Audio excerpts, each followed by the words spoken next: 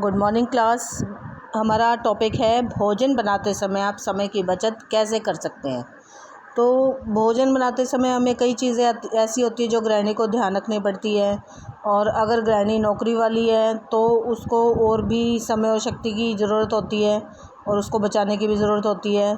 तो कई बातें हैं जिनका हमें ध्यान रखना चाहिए। उसमें क्या क्या हम कर सकते हैं। एक तो जो आहार व्यवस्था हमें एक साथ ही बना लेनी चाहिए जहाँ तक हो सके, और कम से कम एक सप्ताह की तो हम आहार व्यवस्था जो है इकट्ठी बना ही सकते हैं। उसकी सूची हमें तैयार कर लेनी चाहिए, और सभी सदस्यों के लिए जो है मीनू बनाना चाहिए। जैसे बुज़ुर्ग है हमारे घर में तो उनके लिए भी मीनू बनाते समय ध्यान रखना चाहिए कि उनके लिए आहार में हम क्या डाल सकते हैं। बच्चे हैं तो उनके लिए हम क्या उसमें उसमें ऐड कर सकते हैं। तो सभी सदस्यों के लिए ध्यान रखना चाहिए।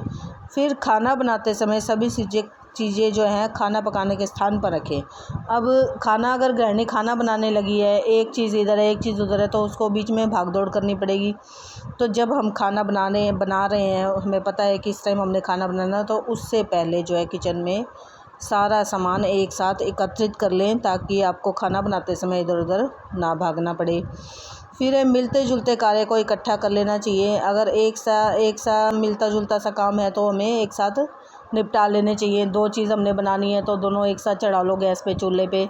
2 बर्नर तो हमारे होते ही हैं कम से कम चूल्हे में, तो एक साथ हम उसको कर सकते हैं, निपटा सकते हैं।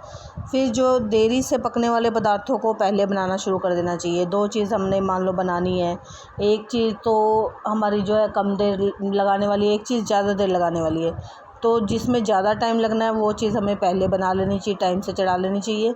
और दूसरी चीज़ हम उसके साथ साथ वो हमने रख दी है गैस पे बनने के लिए, तो दूसरी चीज़ हम तब शुरू कर सकते हैं। और ऐसे खाद्य पदार्थों का प्रयोग करें जिनको काटने में और तैयार करने में अधिक समय न लगे। तो मोस्टली जो है ऐसे खाद्य पदार्थों का हमें प्रयोग करना चाहिए कि जिससे एक जो बाहर काम करने वाली नौकरी करने वाली गृहिणी है उसको काटने में तैयार करने में अधिक समय उसका व्यर्थ ना हो, वो जल्दी से उसकी कम मेहनत में उसका जल्दी काम निपट जाए। फिर मीनू साधारण होना चाहिए, बहुत अधिक उसमें ऐसी चीज़ें हमें ऐड नहीं करनी चाहिए, शामिल नहीं करनी चाहिए जिससे गृहिणी को दिक्कत आए। तो मीनू साधारण रखें और ऐसे भोज्य पदार्थ शामिल करने चाहिए जो जल्दी उपलब्ध हो, जल्दी मिल भी जाए और जल्दी बन भी जाए। तो इन चीज़ों का हमें ध्यान रखना चाहिए। फिर रसोई से संबंधित सारा सामान रसोई घर में होना चाहिए जिससे कार्य करने में सुविधा हो।